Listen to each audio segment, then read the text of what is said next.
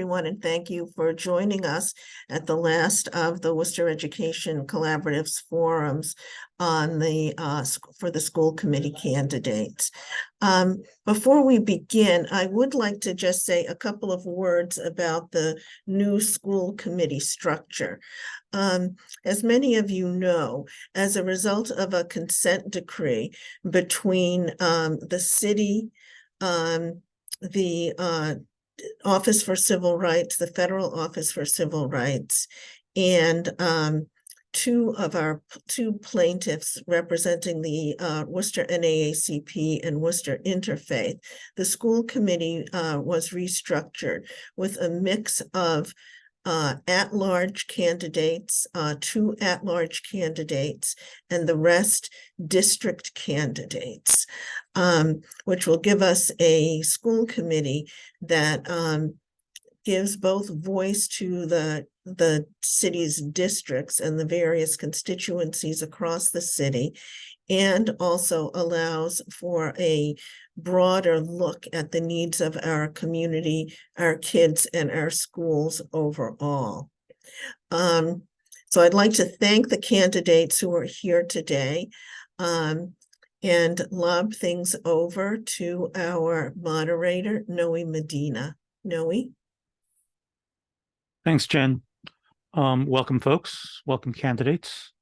This is as Jen said, the last in the series of forums we're having for school committee candidates. Let me first mention at this point that one of the candidates, Diana, was unable to attend because of a family commitment, so she'll not be here today. So right now we have 2 of the candidates with us, Gemma and Nellie. We'll start there. Hopefully the 3rd candidate who said they were coming will be here soon, so she can have the opening statements. So we're going to start with opening statements by the candidates who are here. 4 minutes each for your opening statements. I think, Gemma, you're going first. So let me turn it over to you. Thank you. And if I heard correctly, 4 minutes for opening statement. Thank you. Hello, everybody. It's wonderful to be here, joined by the WEC and voters, and even some of my colleagues that I see on this platform today. My name is Gemma Kamara, and I am serving in my first term, 2 years, on the Worcester School Committee at large. So our schools in District C deserve better representation. I am the candidate who represents change. My name is Gemma Kamara, like I just mentioned. I'm the daughter of the first-generation immigrants from West Africa, Liberia. I am currently an at-large school committee member. This November 7th, I asked for your 1 vote to be re-elected in the newly created Worcester School Committee District C seat. I graduated from WPS, Worcester Public Schools. I went to Canterbury Street School, Sullivan Middle, and South High. I hold a master's degree in public health from New York Medical College. Prior to that, I hold a bachelor's in health policy and management and community health from Providence College. I have worked in school-based health in developing countries, taught STEM to 5th and 6th graders, and served as an adjunct professor at Clark and WPI, where I also worked as a associate director in the new Center for Wellbeing.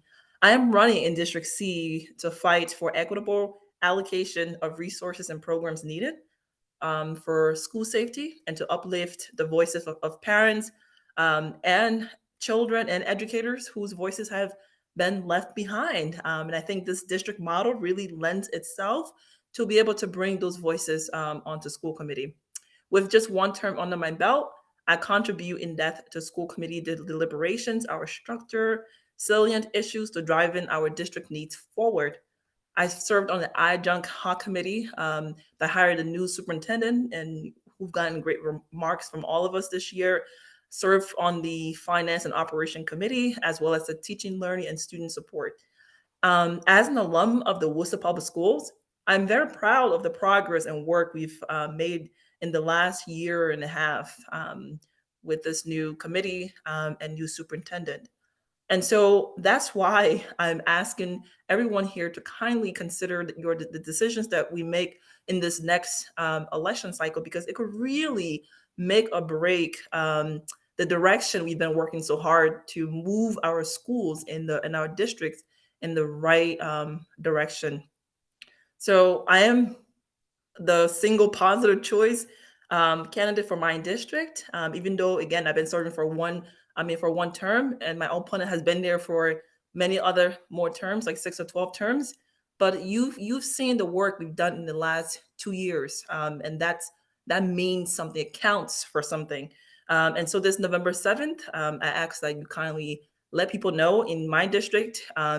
If you don't live in my district, let your family member know. And if you do live in my district, I ask that you kindly consider my candidacy for a re-election.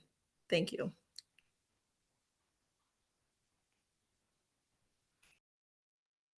Thank you, Jen. Appreciate that. Looks like Kathleen is not here yet. Is that right, Chris? I don't see. Okay, so we'll go to Nellie, who is a candidate in District E, right? Okay, so Nellie, let me turn it over to you. Yes, so thank you so much for having me. I appreciate the opportunity to talk about my platform and my plans and why I'm running. I'm going to read just because there's so much to say. So my name is Nellie Medina. I'm a mother of a 6-year-old. I'm dedicated to grassroots organizing and education advocacy. Over the years, I've been actively involved in community service, collaborating with numerous campaign organizations and with local activists and family advocacy groups. My efforts have spanned a diverse spectrum of pressing concerns encompassing education justice, environmental justice, housing equity, food justice, reproductive rights, LGBTQ+ policy, language justice, and initiatives addressing youth violence. As a plaintiff for District 5 in the Worcester Interfaith NAACP lawsuit, I work to bring district-level representation to the Worcester School Committee, a significant step forward amplifying the opportunities of previously underrepresented stakeholders like myself. I aim to foster collaboration with parents and stakeholders and establish committees and affinity groups, as Tracy Novak spoke about. I want to expand upon that idea. Focus on addressing community inequities, including those experienced by children with disabilities, like my 6-year-old son, who is on the autism spectrum. My efforts to educate and engage stakeholders for a more equitable and inclusive school system is what will set me apart.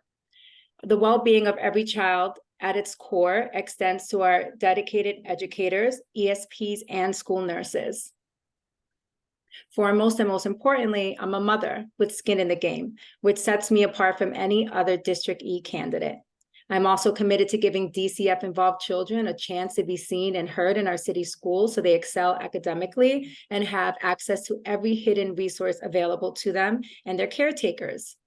District E needs a representative with the respect of community, the knowledge and emotional and cultural intelligence to bring people together, not to unify, not separate, and the organizing skills to go in and assess the needs of all education stakeholders, regardless of their political party, sexual orientation, gender identity, which is what I will do once elected. It's what I've always done.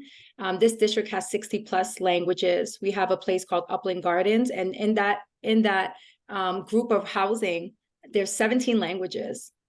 These are folks who need more than just a document translated in their language. These are folks that need people on the ground to assess their needs. We need to find leadership that they believe in to step up and articulate their needs so that I can come forward at school committee and push the agenda for them.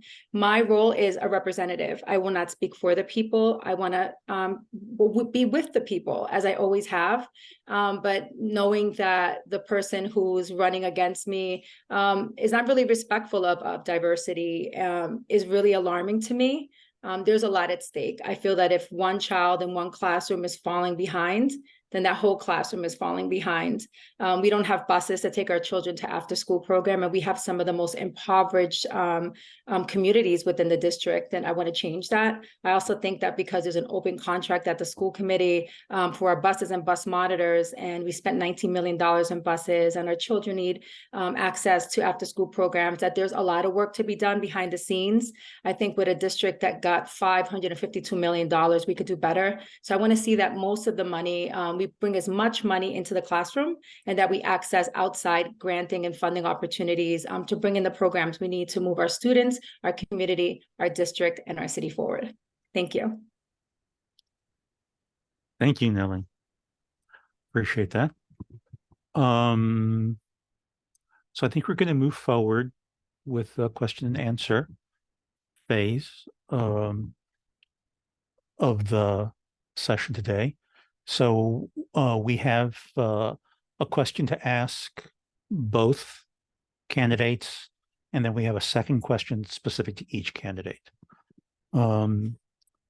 So I'll start with the question for both candidates. You have 4 minutes to respond, and I'll start with Gemma first. So the question is, this is the first election in which the public will be choosing both at-large and district candidates.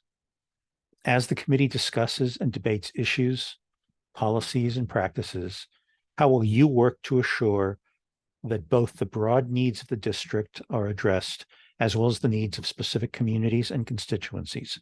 How will you avoid only addressing individual constituent needs? So, Gemma? Thank you. So that's a worthy question, and that question kind of sparked my intuition way back, before I even decided to run for District C, or probably when I decided, I'm forgetting when. And one of the questions was like, as a district level candidate, like, what is your role, and how that differentiates between a district and an at-large. And it was clear to me from that meeting, we're doing a training with the Massachusetts School Committee Association, and they were doing a training for us in this. And the trainer mentioned there is no big difference, right? Whether you are a school committee member in the district or at large, everything you do is for the district. It's for the entire education district, right? So our work that we do that governs, clear policies, that looks at budgets, ensure that we have a budget for the district in terms of coming up with budget, but then also deliberating on the budgets, to the hiring of the superintendent and other positions that we have to that is within our purview to hire. We recently just hired the director for special education. That was the second one that we did this year, and so the work is broad, which I appreciate. Right, I appreciate that a lot, but I'm still yet excited that we have a district model, because for so many years, why the lawsuit even went in place. And I even see it when I'm on the ground, door knocking in my area, which I would have never had the opportunity to do, to focus here only in my district. But this year I have that opportunity.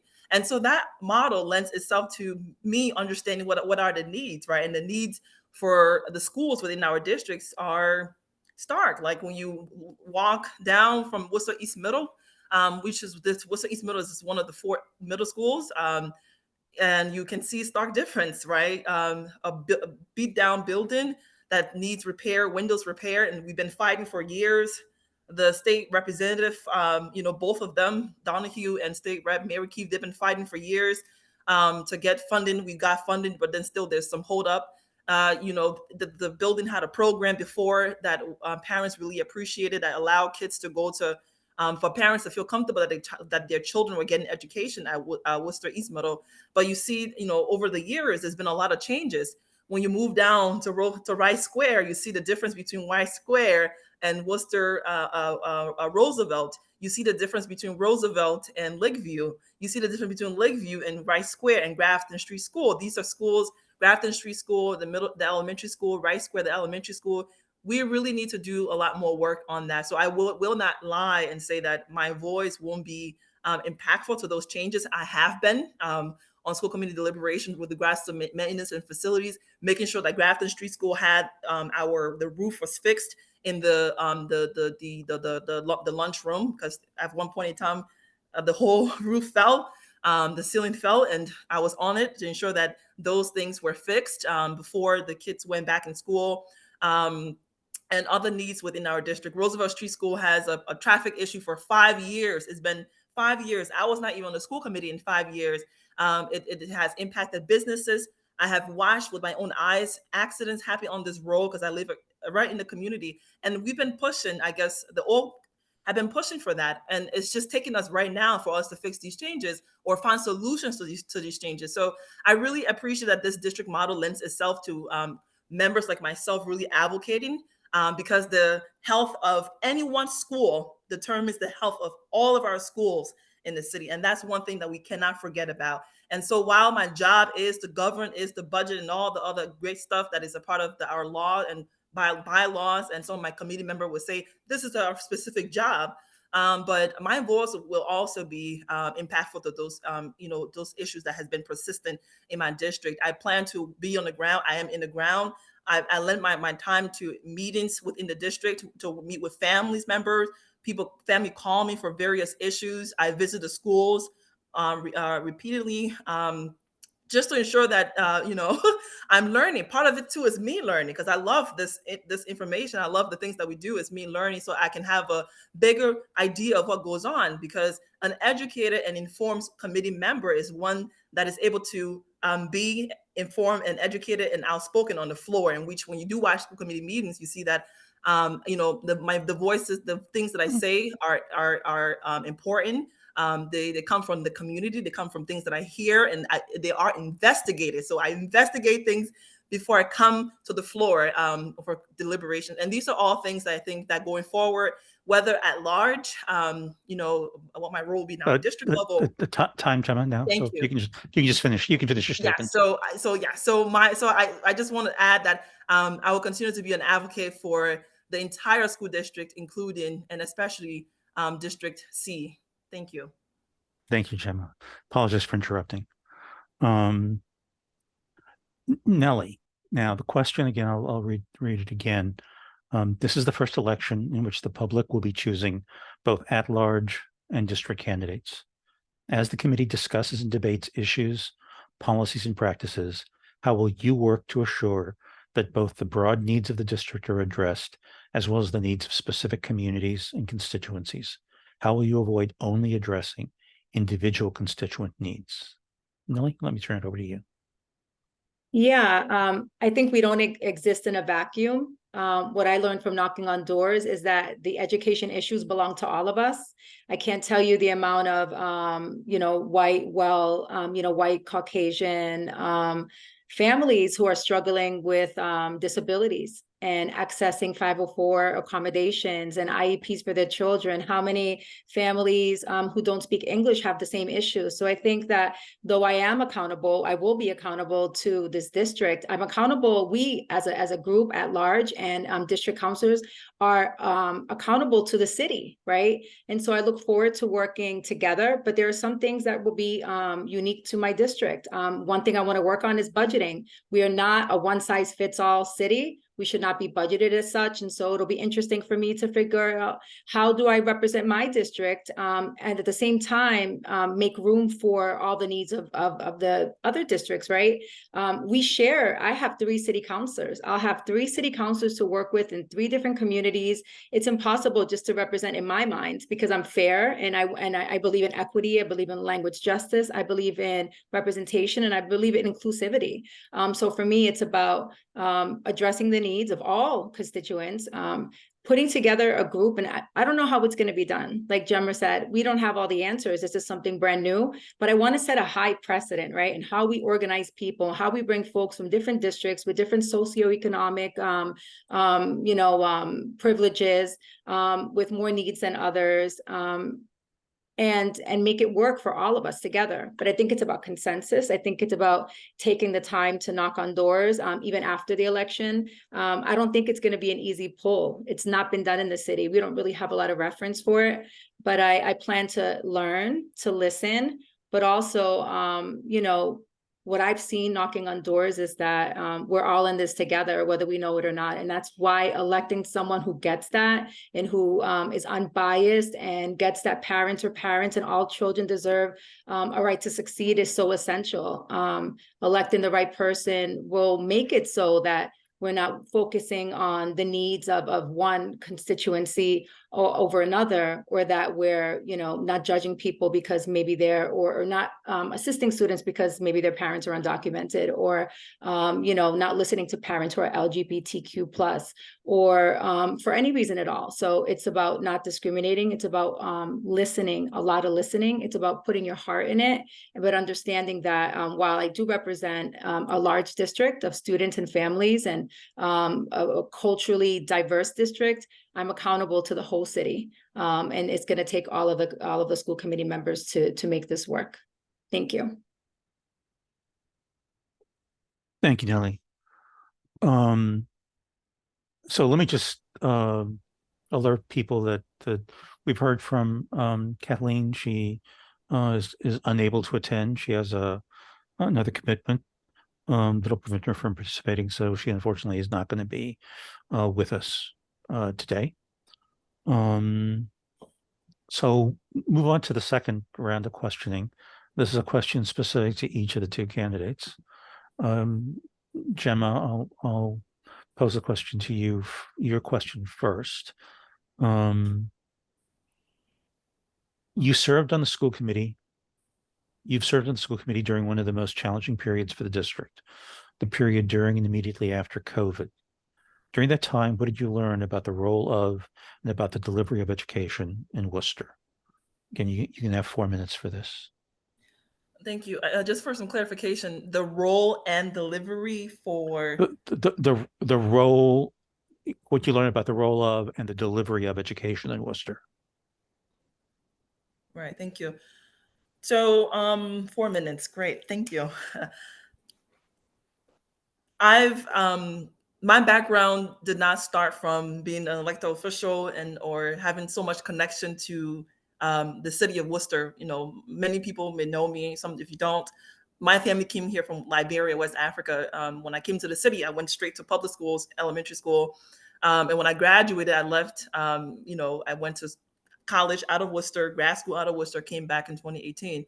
So my roots, though my family lived here, that was not the case. So a lot of the things that I bring to the school committee is my vast experiences because of alum, because of my worldly experiences and the things that I've done in my professional career. The fact that I've worked, you know, now in the city at the YWCA and WPI and Clark and all that. So there was the learning curve that I had. I had to rely on people that, you know, have that information. And so vocational education is one thing that over my lifetime I've grew a passion towards, STEM-based education, because, you know, single-handedly I see the work in that. So I know my member Millman, who for years that's been her thing, and so it's great to hear her experiences when she talks about apprenticeships. And so I've gotten the opportunity to learn from her a lot. I've gotten the opportunity to even reach out to various departments within our administration to hold meetings with them, because the idea is that I'm new. A lot of them too are new. So I want to really understand the new folks that are coming in. How are they? What plans do they have for their departments and for our schools? So I enjoy doing that. I enjoy having these one-on-one meetings with our district staff. I enjoy those things, and so that has been you know, one thing that I will continue to do. For the role of school committee, again, equity. I find that a lot of things can be equitable, and I think that sometimes everyone don't understand the lens of equity and justice, right? Because now we're moving in public health. We're moving everyone can the things that you do, it's not equitable to everybody, because everyone have their own salient needs, right? We really have to be focused in terms of when we're doing things, how can we make it in a way that it fits the criteria that we want to do. So my voice has been really salient on those issues. As we look at all the programs in our district, I have realized that even before joining, a lot of the great programs are just stationed within a certain spot in our city. And the idea is that over the years that we look at diversifying so that families can stay in the district. They don't have to drive across the street or the city to go to another school, to send your kids to another school because it's a specific program. I do think we need to reevaluate these things, and I'm glad that the superintendent also sees that vision, and these are part of the visions that she has for this for her time with our district. With regards to the delivery, you have to be on the ground. I learned by being on the ground, because I'm growing. I have educators that taught me. A lot of them are here, right? They're still in the district, but I don't have roots to all the educators in the district, like some of my colleagues that have been serving for years. So I really have to create those relationships for myself, and that's what I've been doing. I come to the school. I'm not a big bad wolf. I'm a young person just trying to learn from you. And if I can learn from you and hear things and see things and ensure that what we are talking about on the school committee adds up when I see it in person, it makes me happy. If we were talking about, we're putting budgets to help teachers in the classroom buy more materials, but then I'm seeing teachers at one pair of school fundraising, that doesn't add up to me. So I will then ask, hey, superintendent, what is going on here when we put more money? We talked about middle school sports, new sports for our middle school students. And I remember I didn't have cleats. I didn't have certain things. So when I go into the schools, I'm asking questions because those things should add up to everybody. And I think that piece of that work, really, I'm about it. I enjoy it because I think that's what we need to be doing. Even our paraprofessionals in the elementary classrooms, hey, I'm asking questions, but I'm really trying to understand what barriers are in these that schools are still faced with. So I find that the delivery is at a professional level because we are professional. We have to uphold certain things, we have to follow rules. And if you know me, sometimes I like to break rules, but then sometimes I like to follow them. But by and large, I think this position lends itself to do a lot of great things, and I'm constantly learning, and I'm constantly improving, and that's kind of where I want to start and stop. And I hope I did answer the question. If I didn't, please, yeah. Thank you. No, thank you for that answer. Appreciate it. Next question, specifically for Nellie. Question is, the needs of students, schools, and families vary widely across our diverse school district, as do the views of how those needs should be met. If elected, how will you work to reach consensus for moving forward with colleagues on the school committee? Can you 4 minutes. Can you ask that question one more time? I'm sorry. I certainly can. The needs of students, schools, and families vary widely across our diverse school district, as do the views of how those needs should be met. If elected, how will you work to reach consensus for moving forward with colleagues on the school committee? Okay. Yeah, I think it's simple, right? I think that it's not about me at the end of the day. It's not about me at all, really. It's about my family, about my child, and about the students and the educators and those who are our partner educating stakeholders. So I think the key to that is to have a consensus, right? But also you have to have a good relationship, I think, with all of them. We're all not going to think alike. And I learned this as a statewide organizer for ARPA. I went in and there were folks who, didn't see me as a leader because I look like, red lipstick and big hair. And I came into these rooms and I really had to do a good job at gaining their trust, right? I'm doing a lot of listening, but for them to trust me with campaigns, with their money, for me to say, we're going to write this letter, we're going to push back on the district. And, it was a very scary place for them because if they make the wrong move, they can lose their jobs. And that really shaped how I view consensus, and it really shaped the importance of the work that we're doing today. So I think that that's the only way. It's to listen, not to assume I know everything, to study, to kind of look up whatever it is that we're addressing at that moment. But I think that my record stands for itself. I think I've been able to work under the most harsh and uncertain of circumstances, and bring people together, and also work with folks. I remember showing up at meetings with a Gmail, and no one wanted to let me in because I had a Gmail. And so I really know what it feels like to be the new person, but I also know what it feels like to work in collaboration with everyone for a common goal. And so I'm confident that I'll be able to do that again. And it's about consensus. It's about proving yourself, right? And so I think that as long as I'm, representing the people's needs, and, working from the heart, and being respectful of others, that there should be no problem.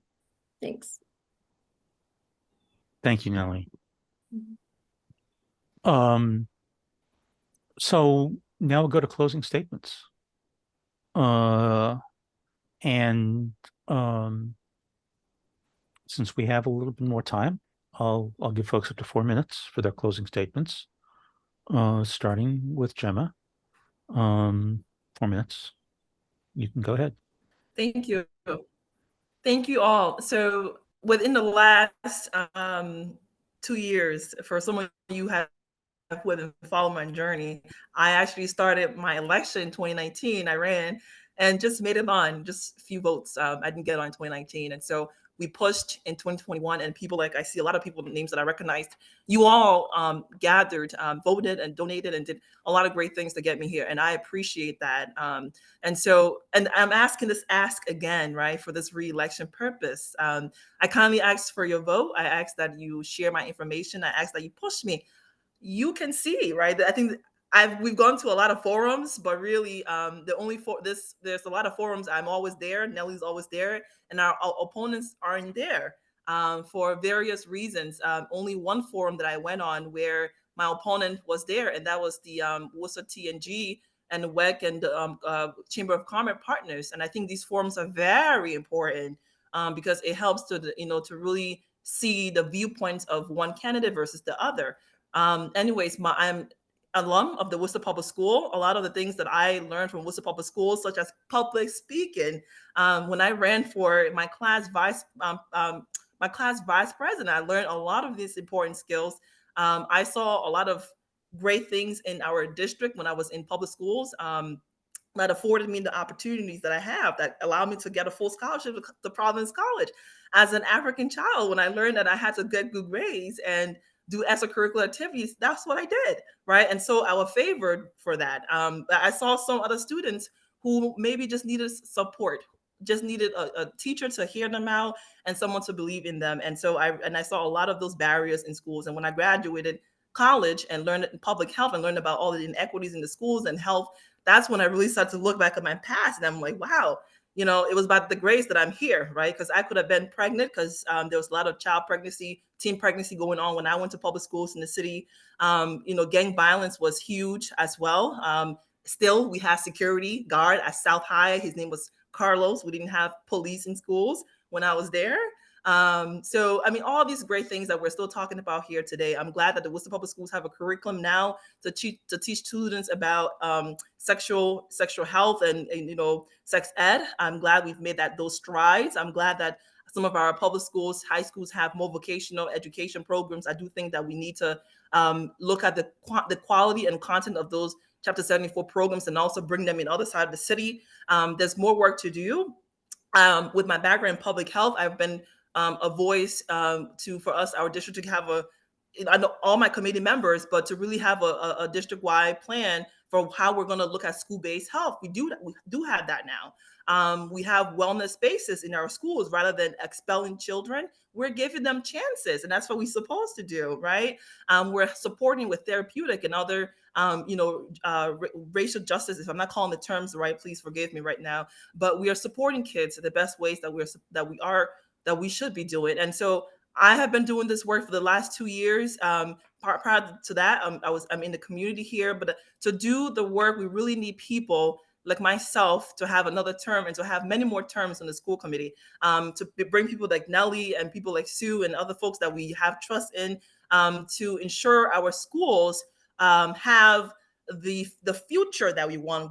Worcester is gaining new immigrants. Worcester is gaining new people from privileged communities coming in, and so we need our schools to be powerful schools, strong schools. I want to, in my next term, to really see how I can learn more about the funding, the different funding, because we know it's from the city level, from grants and from state. But we also need to start striking at the federal level, because now Senator Ed Markey has his new Green Deal for public schools. If the need for school committee voices to be a part of that, I want and I will add my voice to that, so that when those monies are allocated, Worcester is at the forefront to get into those dollars, so that we can look at the infrastructure and rebuilding some of our elementary schools, because we need to really focus on our elementary school and our one middle school, East Middle, that needs a new building. And so these are the things that I've been working on. Of course, the hiring of teachers are still important. That chief equity officer position is salient. We need that. Our family and community engagement position department is important. They're doing great work. I want to continue to add voice in terms of how we can diversify and get more strategies to get more families engaged, different families from different walks of life engaged, to understanding what is really going on, because people don't know on the doors what is going on. Some people have ages, 15 years, ideas still of our schools. And so it's great to have people like myself door knock and be able to share the great things that have changed. But we need people like myself. I work greatly with my members, and the things that I want to talk about, I bring it on the floor. So if you see how I show up on the floor, that's how I show up in person. That's how you see me. And so I want to have the opportunity to continue to fight for the education of our kids, because I was in that position. And even though I, again, was a student that listened and excelled, but I saw the barriers. So I want to continue to fight. And the only way that I can continue to do that is unless I get the votes from you and everyone that are able to vote within my district. So please help me. Let's push. We have about maybe 27 more days to election, November 7th. Helping push to get me over. Thank you. Thank you very much. Appreciate it. Nellie, closing statement. Yes. So if anyone knows me, and for those who do not, I've been an advocate always for moving forward with transformative thinking, right? I think the district needs someone who has a good imagination, who has new ideas, and who's impacted by the system. One thing I really want to bring into the schools that we can do without impacting our fiscal budget are programs to combat drug addiction in our students. We heard the other day at the Worcester School Committee meeting, the student representative talked about children in the school building sharing, pipes and drugs, right? But the solution to that shouldn't be punitive. I've been doing a lot of research, and there's a program called I Decide that Boston just adopted, and so did Newton, and all of these, suburbs, that takes away the punitive from what it does. It's an equitable alternative to punishment for school infractions. So that's something I want to look into. We can do that without impacting our fiscal budget. Again, bringing in resources and not taking from the resources, the limited ones we have at the school. I really want to bring in a program like the Palante Holyoke program that was really successful at that high school, where I think 60% increase in graduation rate. Right now we have a 20%, which was really shocking to me to know that so few children are actually graduating high school in the city of opulence, in the city of Renaissance. That's really disturbing to me. I want to represent the district because moms like myself are having a really hard time understanding process for IEP accommodations and feeling a part of the decision-making processes, feeling a part of the school committee. There's a lot of intimidation, especially coming from different countries, right, with different levels of trauma. So I want to be the person to assist in finding remedies that bring in resources to our schools, not take them away. I'm scared, I will tell you that much. I'm scared that if I don't win this election, the person who's going to take over is going to look right over us. knocking on doors. It really opened my heart, but it breaks my heart too to know that we're so diverse. And for me, being an organizer on the ground for all these years, I didn't even know they were there. But I'm excited. I'm excited because I have an opportunity to be there now. I have an opportunity to knock on doors and figure this out, and to organize folks and find those leaders and shine a light on the work that they're doing and give them the confidence to step into the role of leader. There's a lot of work to be done. This is not something that I chose lightly, but I know the universe is behind me. I can't imagine, had I not been in this, what we would have been left with. And so I need support. I would just say to anyone who wants me to win, I need folks to make phone calls. I need folks to knock on doors with me. I feel a little bit lonely in this, that I'm the Latina single mother from the inner city candidate, and I'm carrying a lot. I'm hitting over 400 doors a week. That's really ambitious. A week, making 200 phone calls, every 2 days. And so I'm putting everything I have into this because I want to be the best that I can be, because I want to make connections, and because there's so much need. But I want our children to thrive. I was an alternative school student, and I had a really hard and traumatic experience with the Worcester public school system. For me to be here in this race is huge. It means that if we're educated and if we're given the right kind of guidance, that at any age we can accomplish anything. And that's what I want to do. I want to make sure that we all know that our children know that our parents know that, and it's possible. It's been done before, and if it hasn't, we'll find a way to make it happen. So I thank everyone. And again, I need support. So phones, a couple hours a week would be great. And I'm looking forward to representing the district. Thank you. Thank you, Nellie. Thank you, Gemma. Thank you both. Good luck. Thank you, everyone, for showing up and listening to this. Urge you to vote in your district and in the at-large races. And with that, I'll close today's forum. Thank you. And may I just say one thing? I'd like to thank all of the candidates for clearing their calendars and taking the time to meet with this community and share your views, your passion, and your ideas. So thank you very much, everyone.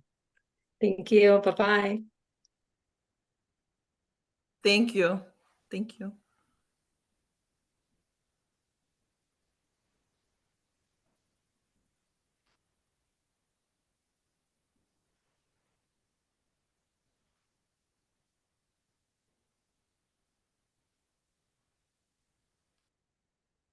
Chris, great job. Thank you once again. You can cross this project off of your project list. Thank you. Thank you, Lena. We really appreciate you providing the interpretation. Yes, thank you, Lena. Thank you, Kyla, also. Thank you.